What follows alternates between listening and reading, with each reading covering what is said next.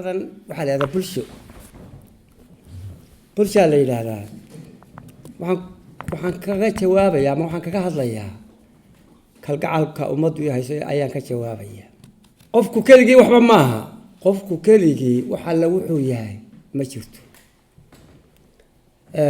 qofku wuxuu ku dhisan yahay ummadda uu ka dhashay buu ku dhisan yahay haddii cidi soo raacdana umamka kale haddii dee baaqiisu gaadho oo baaqaygu anigu ma gaadhsiiyeen ummadda aan ka dhashay baa fidiso oo faafise qofku wuxuu wax ku yahay dirici keli ahaantii dareel guusha kama helo dadkaa geesi lagu yahay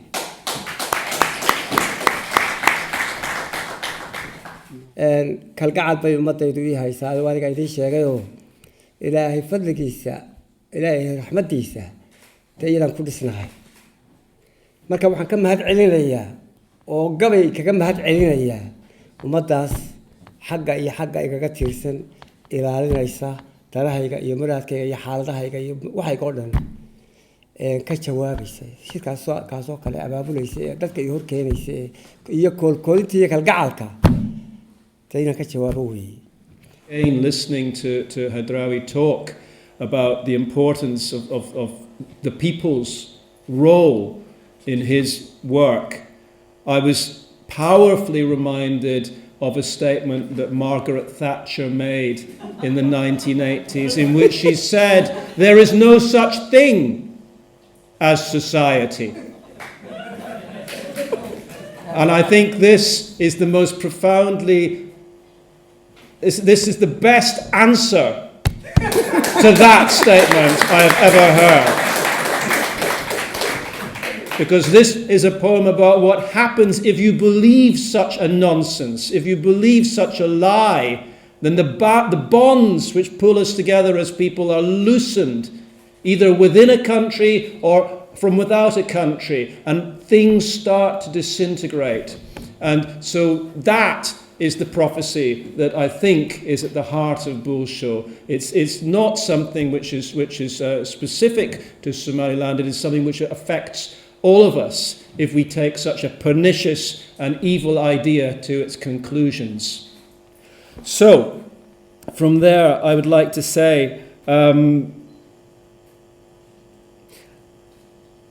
the necessity for the poet to speak in response to that is very, very clear in this poem. This recurrent refrain, would I be at one with you without these terrible events? I think this is something which again I've learned from Hadraawi. He spoke the very first time I met him of a kind of simple historic necessity for somebody to speak up, for somebody to be the poet, and he seemed very humble about the fact that it just happened to be him.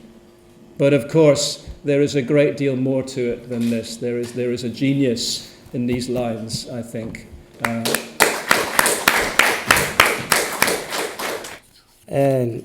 waqti hore ay ugu dambeysay haddii aan maaragtay dayar gowlgowlo raalli baa ahaanaysaan laakiin far waaweyn bay ku qoranta waxaan isku dayayaa inay idin soo gaadho idinkan. Before I read this translation, I would just like to say again, it's been an honor to translate Hadraawi's work. I've learned a great deal about the craft of poetry through working on these poems. waxay soo baxday waqtigii nidaamkii dalka ka taliyay maxamed siyaad barre waa waqtigii arrintu markaa isku shareertay ninkaasi dee waa wada garanaynaayo ilaahay caawa hawl naxariista xabaal buu ku jiraa nin dictatora oo maalinkan maanta ayuu ahaayo lur fara badan la yimi naku iyo aniga iyo qayrkii waxaanu qaabilsannahay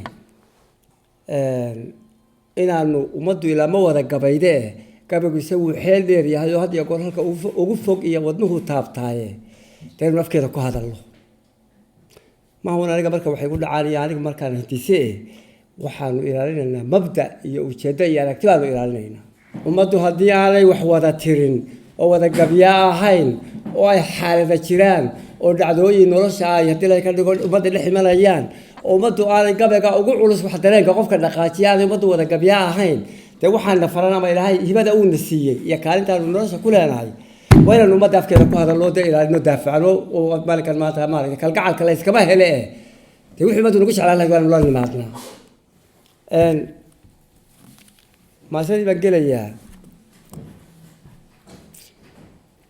تلو يقوم بيدها حشوي ترم بدن بدكا هوي بلغا فرفرن سنقو لمي بدلغا بدو عملكا كشيك بدي أديك مجا هركاجيا بحدي بلار كي موجودي بالعالم يا ترتاح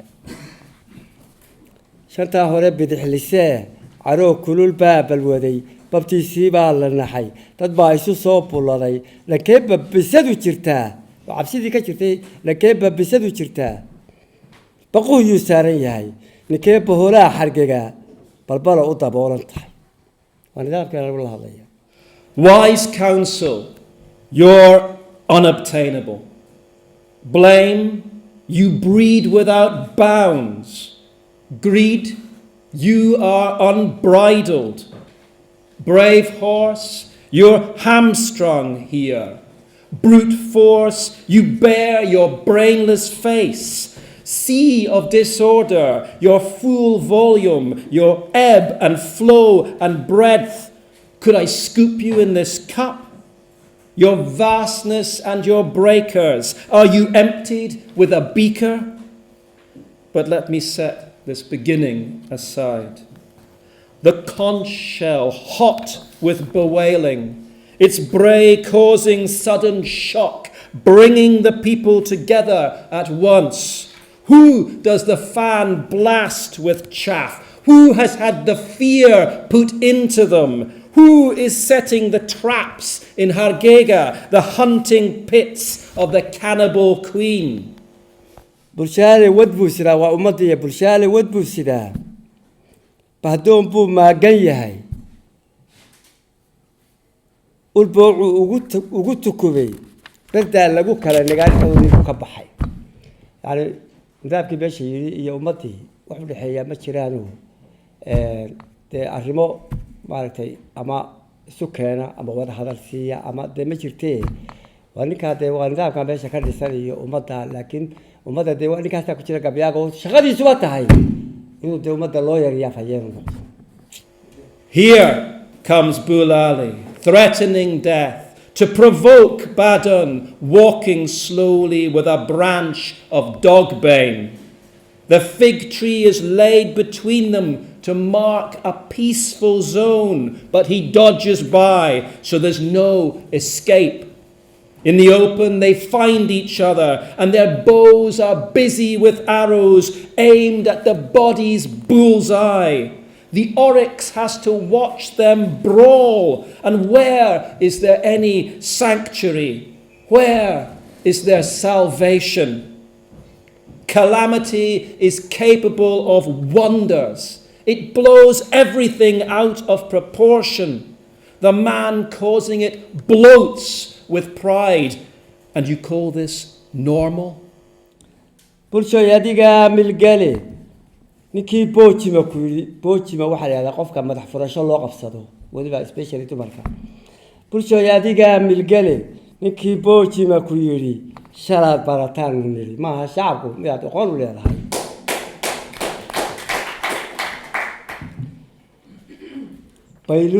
بيلول لا واد درب لا بس حتى حتى كان أديك ده كان لا يقدر حكي لأنه بيلول ده هاو فرفورين بديدنا كامل كيون كاين كاسي نكي بلنكا قاضي كباغري حلكادو ديبتي كبيري وجهدادا كبوباي ادو سبولا كويرسداي باباغا ادو بوغان وايي تادا نكي اوبوسيري راحو هو دي بلبشي لباحه برودكي شاشكا قاتay وبودي cilka dusheena bilkayday laboontidiisa buurtu koray waarin mayso heediisana baajin mayso kub iyo bawdu ka jabay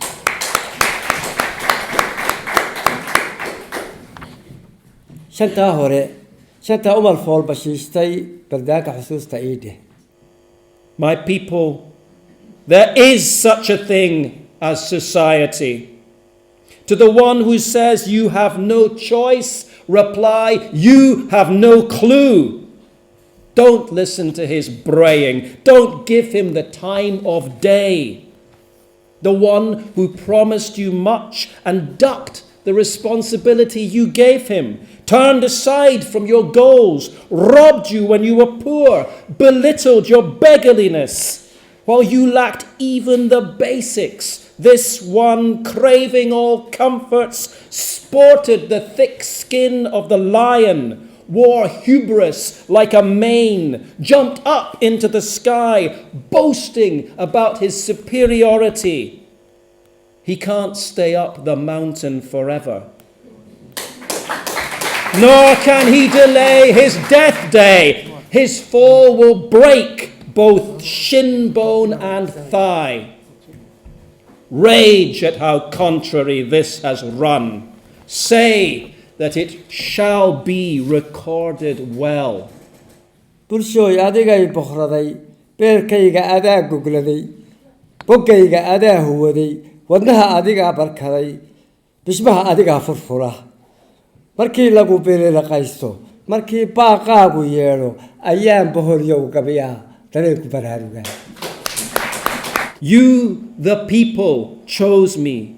You made your bed in my soul, wrapped yourself in my conviction, used my heart as your pillow. It's you who make my lips move, my fear at your fortunes, my care at your conditions. This is what matures me. When someone defrauds you, when you cry out for help, a keen longing awakens my senses and I begin to recite verse. bulshooy adigay boqraday adaa biri igu shakalay datacaawada kay kolkoolinta ay 24 saac adaa biri igu shakalay buruudka adaygu xulay geesinimada iyo dhiirinimadu aday ka soo jeeda oo adiga isku ka halaynaya buruudka adaygu xulay haddaan ahay wiil bir kulul burjiga adiga iskale dagaalka adaa ay baray balaaya haddaanay dhicin dantaada haddaan la bi'in haddaan baradaadu guban miyaynu isbaran lahayn. You, the people, chose me. You granted me good fortune, loaded me with luck. If my brazenness burns like a lion, you bestowed that charisma on me. You ordered me, be purposeful, compelled me to battle for you. If disasters hadn't befallen you, your best interests not been betrayed, if your homeland hadn't burned, justice not been discarded, the worth of schooling not belittled, being reduced to slogans, would I be so at one with you? haddaa wanka barida weyn baraarkana loo qalqalin ninkii cunay booligaaga haddaan buro loogu darin saboolka haddaan la bidin haddaan boqol ruux la korin saboolka haddaan la badin haddaan boqol ruux la korin dhulkii beeraha lahaa haddaan basanbaas ka dhicin bal iyo xaab laga idlayn dadkii qabay berisamaadka haddaan barax loo shishubin barwaaqadu tuugsi noqon haddaan barar loo kaltamay biyaha sixi looga dhigin basaasta qofkii huwaday badhaadhay haddaanu odhan naftiisana bee ku furan iyadoo la dayacan yahay baa dee cabsi darteed la sacabidayaado lasoo lalayaado haddii la ka dhigo ammaan iyo heese iyo waxbaa dee liqsiina kuwaas isaga uga sii darayaan wuxuu soo dhiyaa dee tubtii baad ku joogtaa wadadii ilaa waataa la hadlaye ilaa waataa lagu ablaablaynaye ee waa adinka arkayay wixii maxamed siyaad barre istaba joogay 24 laba dhacaya isaga maarkiisa marka markay taasi ku dhacdana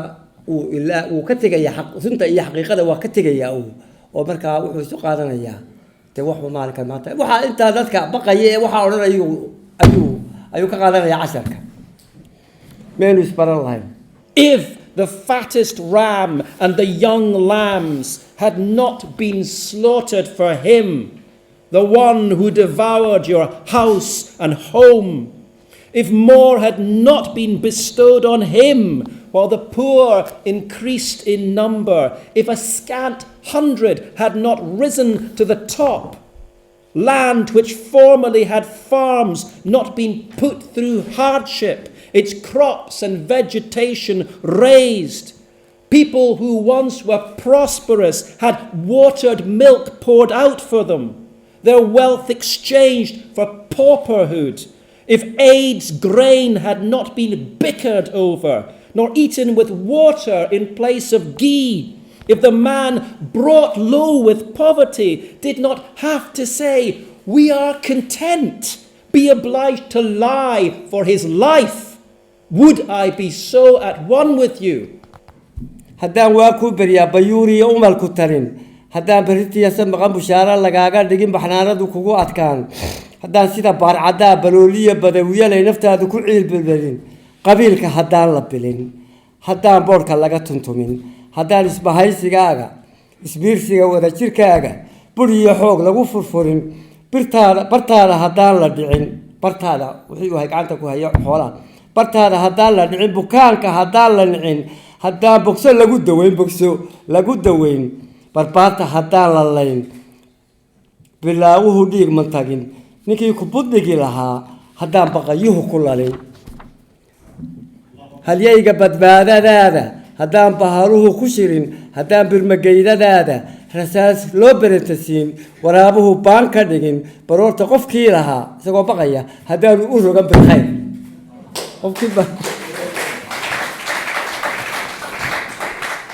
baroorta qofkii lahaa haddaanu u rogan bilkhayr waa naftiisu ku bixinayaa haddaanu u rogan bilkhayr naftiisana haddaanu u rogan bilkhayr balaayo xijaab ka dhigan wixii hadhay baylahadaada haddaan buntuk loogu talin xanuun lagu baraq nuglayn nin baydlihiisalow ku gelin meen isbaran lahay.